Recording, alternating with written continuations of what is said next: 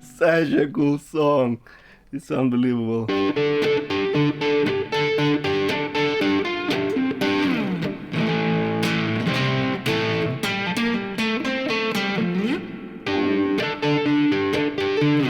Well, I just learned it and I really wanted to capture this feeling of discovery because yeah, I just learned it and my fingers are actually are sore like hell basically. So I got blisters on my little finger, and that song actually it kind of reminds me of Money for Nothing a little bit. But the greatest part about it is that it's actually, to me, I think it's cooler than Money for Nothing because in this riff, Mark uses this signature Money for Nothing more than in Money for Nothing. Here it's all the way through. As you'll see later, it's just unbelievably well constructed and well thought out, as usual. And so the first things first, you got to have a perfect intonation because I fiddled around my guitar a little bit and I found out that my intonation was pretty off on this Chinese guitar. It's not perfect out of the box, but I had to actually intonate it pretty meticulously, and well, it's sort of there, but because this riff is on the 12th position, it's really it goes out of tune really well, so you really need to work on these tuning issues. And so, well, I just thought about going through this riff just like I did with the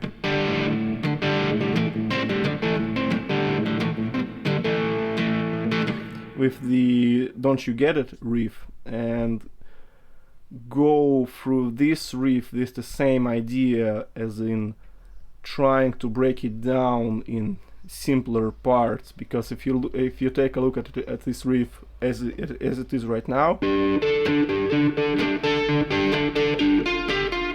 it kind of too intimidating and too, I don't know,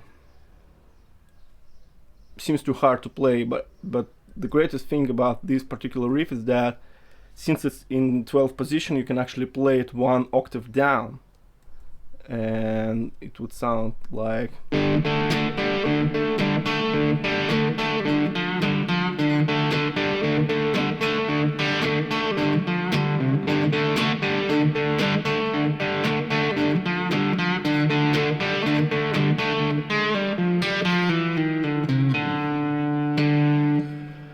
and so I figured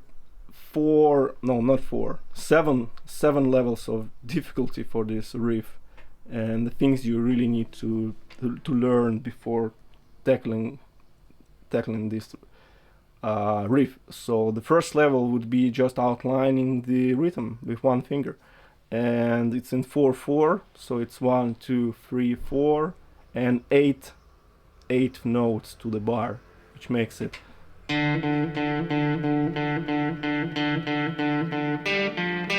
1, 2, 3, 4, 1, 2, 3, 4.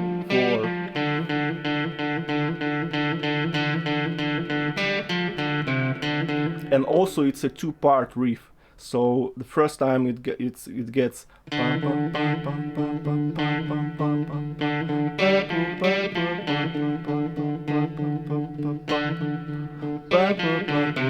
so it goes from below. The second time it's sort of a call and response thing, because all great riffs are usually two-part riffs, because you have this call and response relationship, and Money for Nothing is also a two-part riff, but anyway, it's 1 and 2 and 3, 4, 1 and 2 and 3 and 4 and 1 and 2 and 3 and 4 and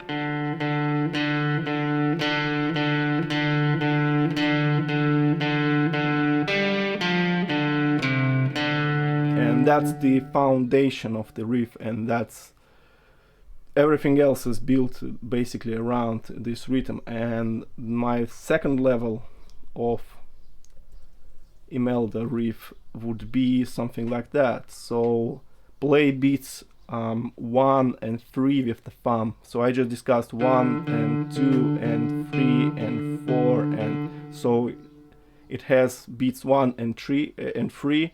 And so if I play it with the thumb, it becomes something like 1 and 2 and 3 and 4 and 1 and 2 and 3 and 4 and so on. So it becomes.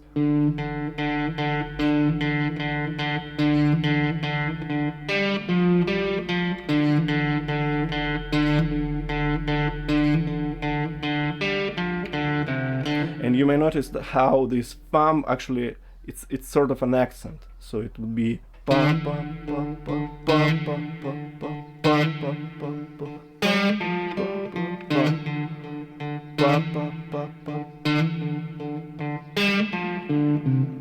because the thumb is way more strong than other fingers. It's naturally creates this sort of an accent here. So that's level 2 of the Imelda riff. And of course level 3 would be add a middle finger downstrokes on beats 2 and 4. And I need to add the space here. And that would be a middle finger downstroke, played like so. And this is the only one string we're talking about. So it's string D actually. So first and third beats played with the thumb, so it would be downstroke. I block everything else, so I block the 3 top strings with my left hand, and I block 2 bottom strings with my thumb here.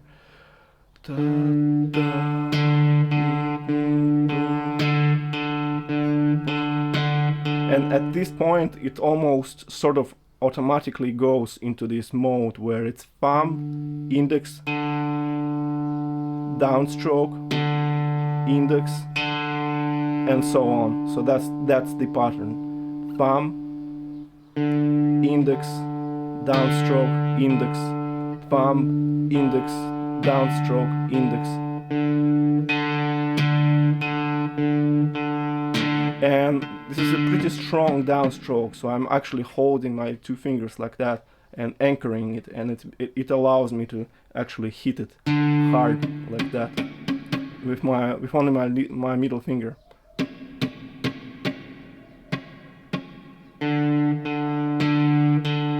Thumb, index, middle, index, thumb, index, middle, index, thumb, index, middle, index.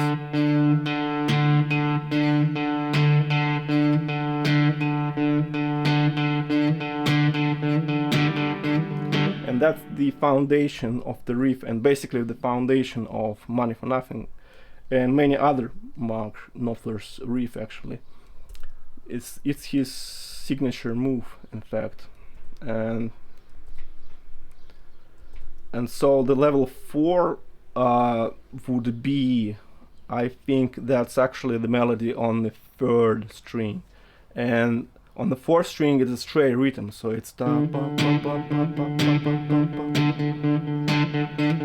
but and think of it like the 4th string is played with thumb and index, and so the 3rd string would be played with the middle finger, like here, and the melody here is a little bit more difficult than the melody on the 4th string, and sounds like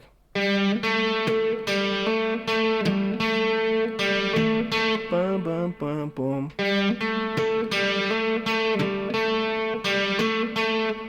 But remember, we keep the thumb here, and we keep the downstrokes here.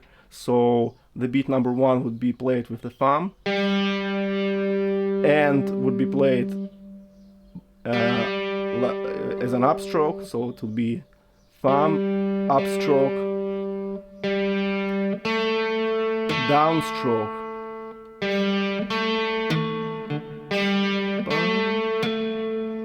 upstroke, keeping this thumb up, down, up.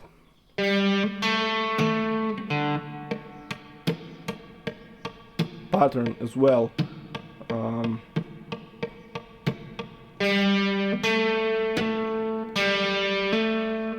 So notice here the hammer-on actually. So it goes from open string, 2nd fret, downstroke, upstroke, open string, hammer-on, and upstroke here. That's pretty unusual.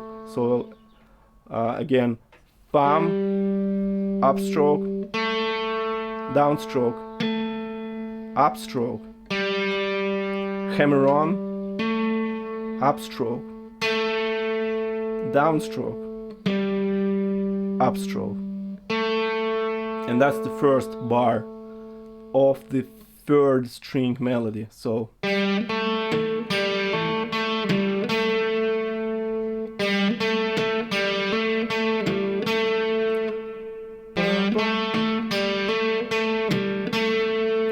and as you can see, the bars 1 and 2, they connected, so the melody continues, because the 2nd bar starts with the thumb and there is no melody in the 3rd, on the 3rd string, and it will make sense later on, but you can play this rhythm as it written down, so that would be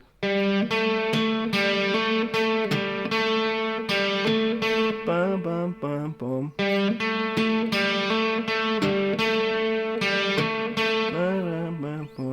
And in rhythm that will be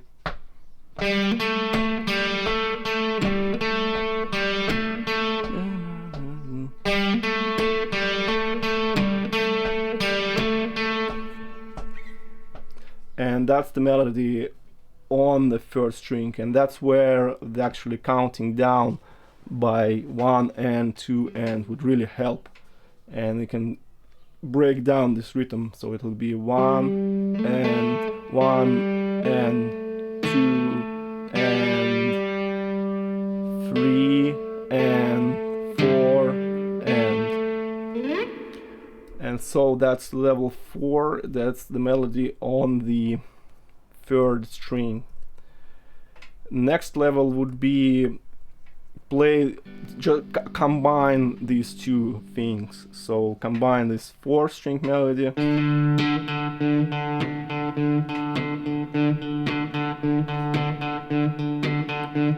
with the melody played on the previous level, and that would be, it would sound like that.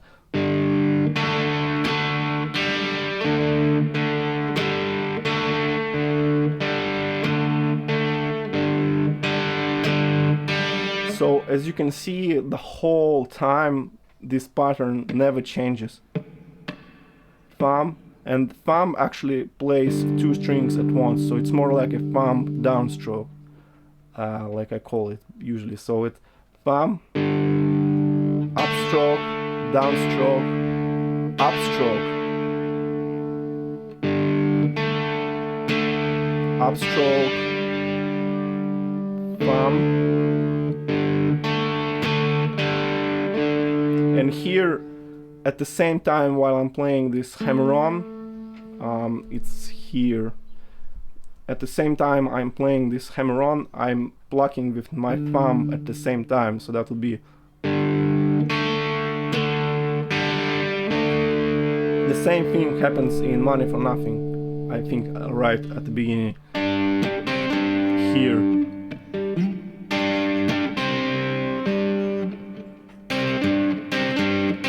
So while I'm plucking this hammer-on, at the same time I go with my thumb.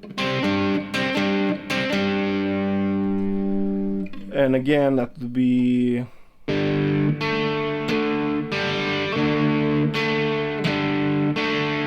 that's the first bar of the riff. So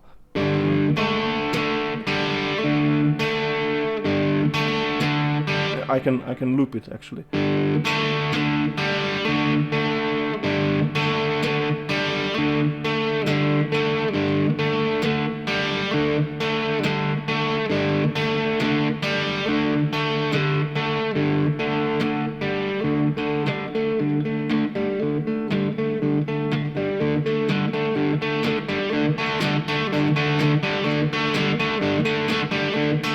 Second bar would be like this.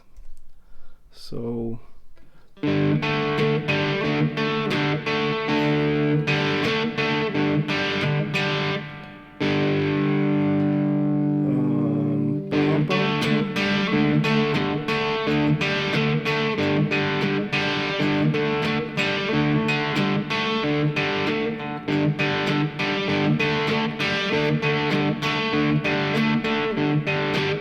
it's hard to play the second bar alone because it's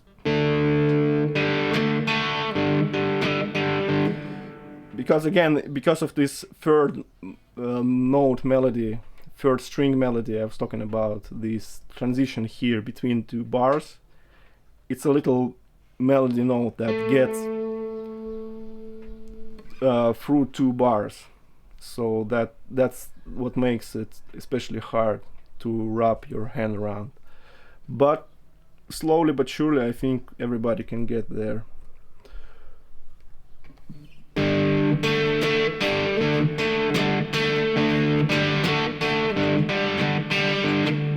And notice I'm not playing any feels here, just not to make it even more harder. So with level 6 I'm actually gonna add these two feels, and in my particular example it's not written in stone something, it's ever-changing thing.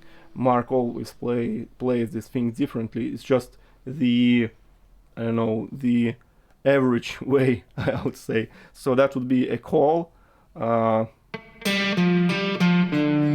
the response would be, and with these two feels it would sound like.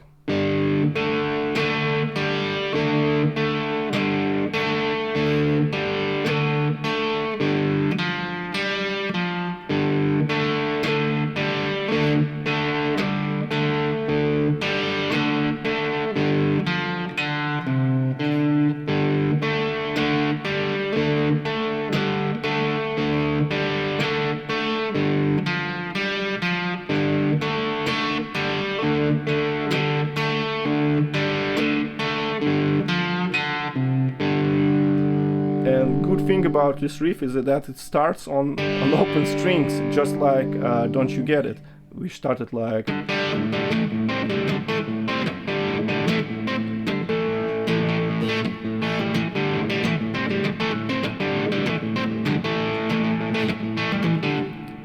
A great riff from the same album actually, and that's pretty much it as far as the notes are concerned. And if you moved it one octave up, you would pretty much get the end result. But again, this the difficulty level of bringing the riff one octave up just jumps.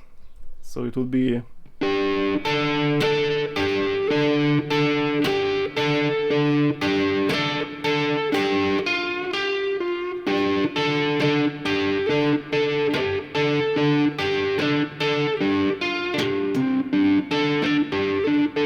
And the secret ingredient, I would say, and something I actually learned by teaching. So I had a session about money for nothing once, and I noticed that I'm doing an interesting thing here. So I'm not just playing the riff like that. So it would be like it's written down. So that would be.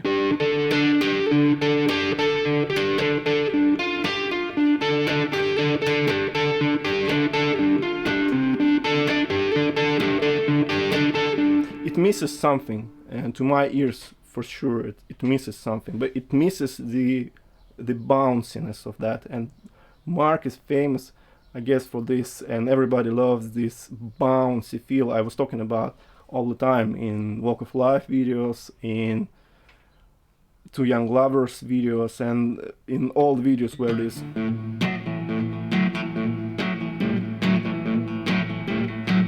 it's this kind of the rhythm that it bounces, it really bounces. And to achieve the same kind of bounce here, what I'm doing actually, I'm playing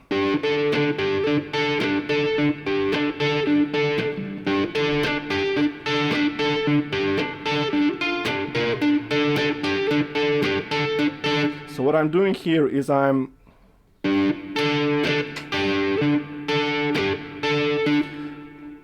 it's hard to describe this, but what I'm doing is I'm sort of, when I pluck with these two fingers, before I'm playing the upstroke, for instance, I put my fingers down for a split second. It's milliseconds, and it's even more.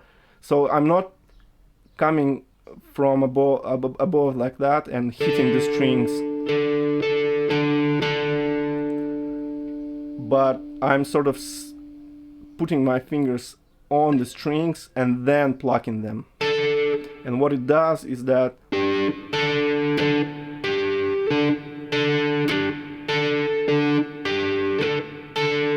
it creates this staccato style in sound, so notes becomes shorter, and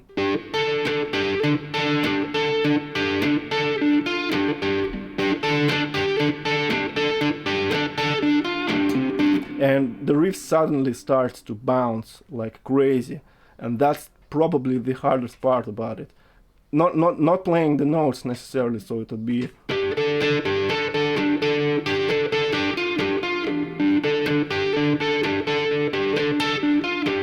but getting this bounce feel, you can probably get it down here as well.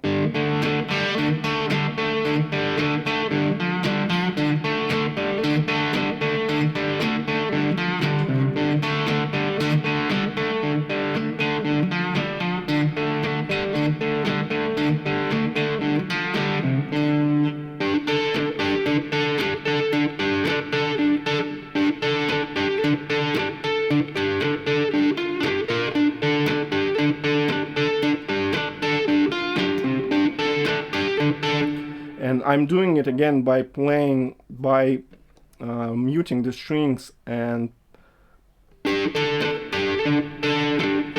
the same thing happens in Money for Nothing as well.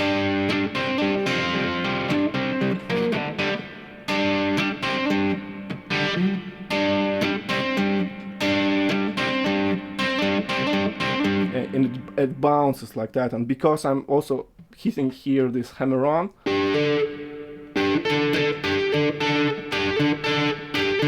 it bounces really well, and in slow motion that would be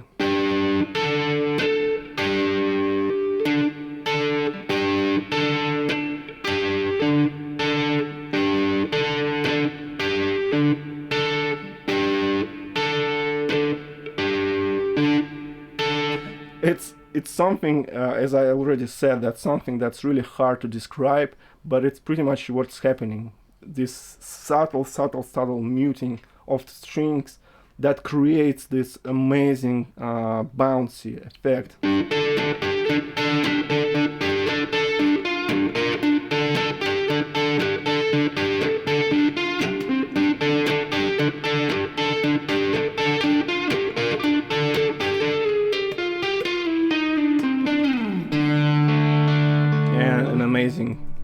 An amazing ending here.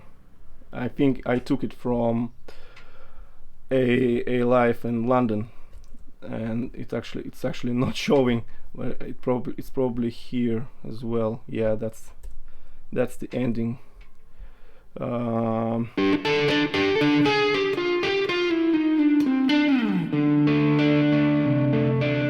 Amazing song, and it's still a song, so I spent 20 minutes discussing the riff, but it's elephant in the room, but it's also a song, and it's also interesting and perfectly written as well. Perfectly written, perfectly arranged, and yeah, it's always a pity then I transcribe these songs and basically covers. Not many covers out there. Lessons, forget about it. Just nobody cares about songs like that. But it's a brilliant song, and the verse would be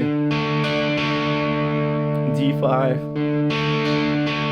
going to D, actually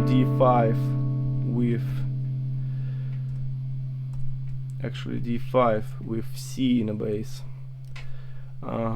So, and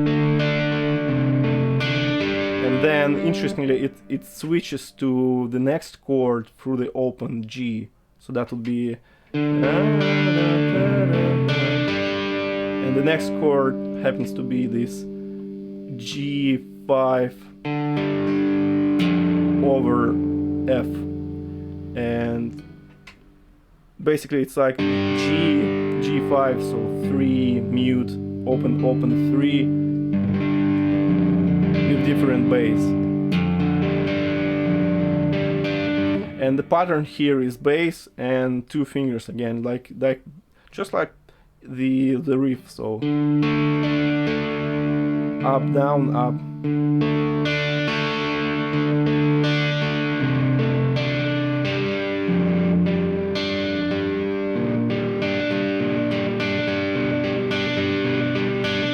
Going to B flat 6, I guess, and G with B in a bass.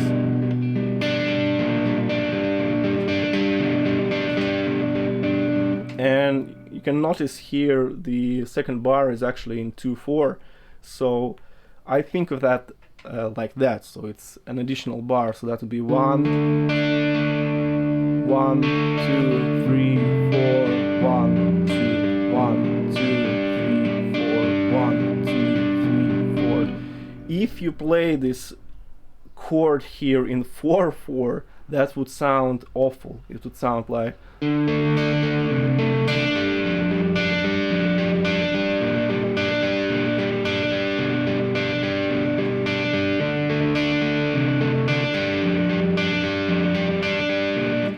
it would sound definitely not like a Knopfler song, but this shortened bar here really adds to the, and generally speaking these shortened bars get this tremendous feeling of speeding up, and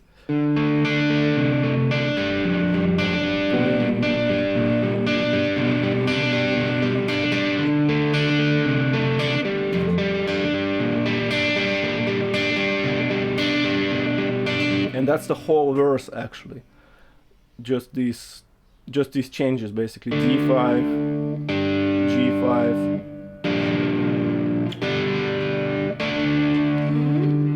and Mark goes to the chorus through some bluesy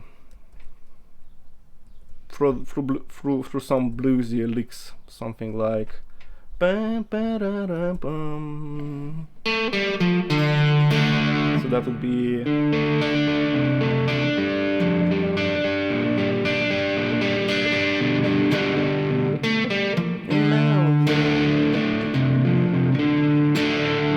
and that's D5 here actually. Some blues lines. Oh, sometimes I also can play it with the D in the bass. And that would be this huge D5 power chord.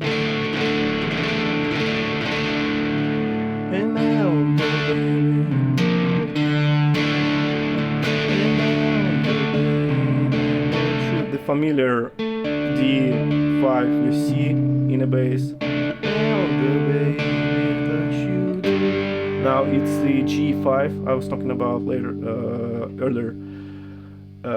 G5, so because there is no major here, it's not a major or minor, that's G5. The folk way to play G chord, and a little melody line here as well.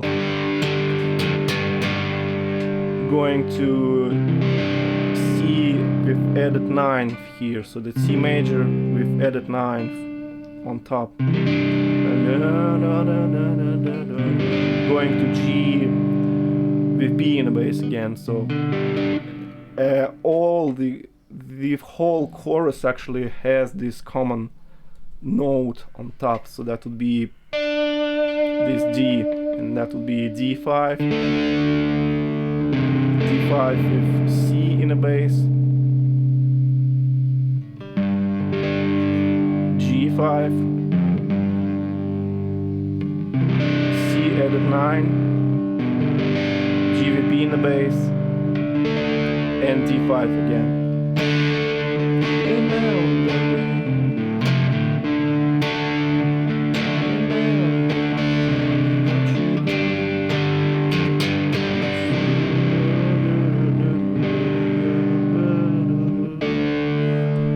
That's the chorus, which actually goes the third part of the song. Third major part of the song is the middle eighth, how I would call it. It's also a great line. It would be something like,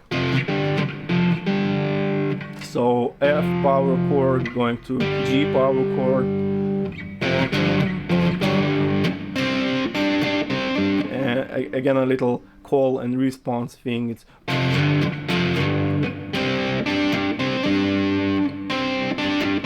almost like Money for Nothing.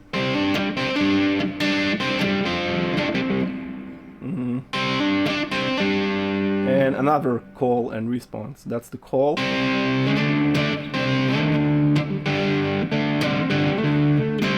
And the response. It's basically a blues stuff here.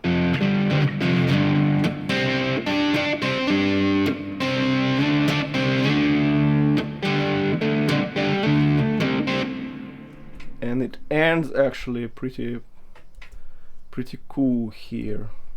That would be F power chord to G power chord again, and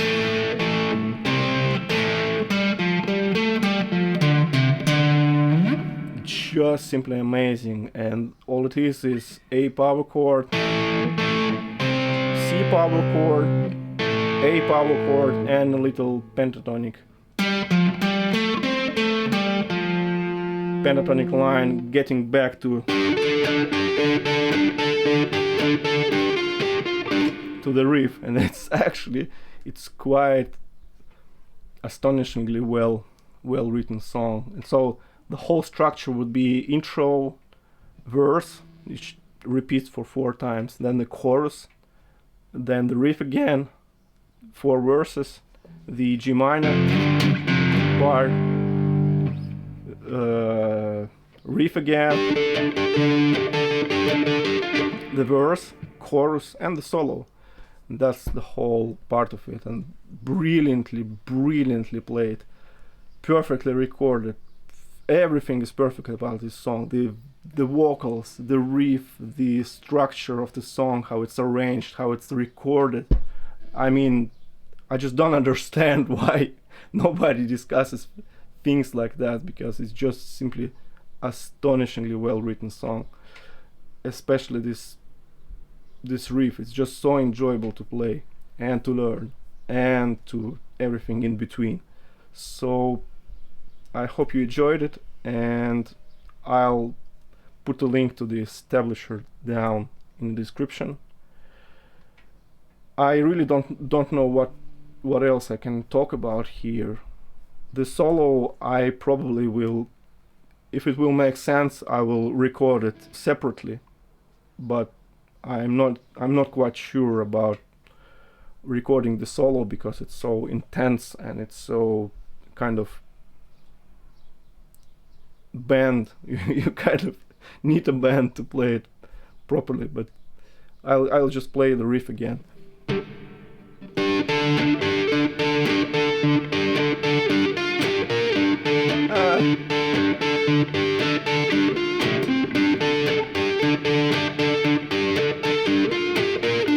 My fingers are destroyed, really.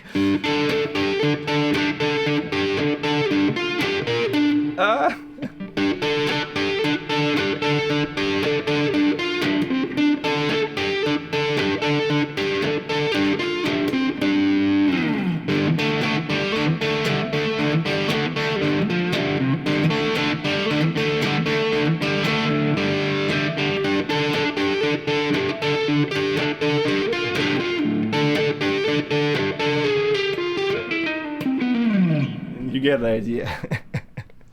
Yeah, hope you liked it, and thanks for watching.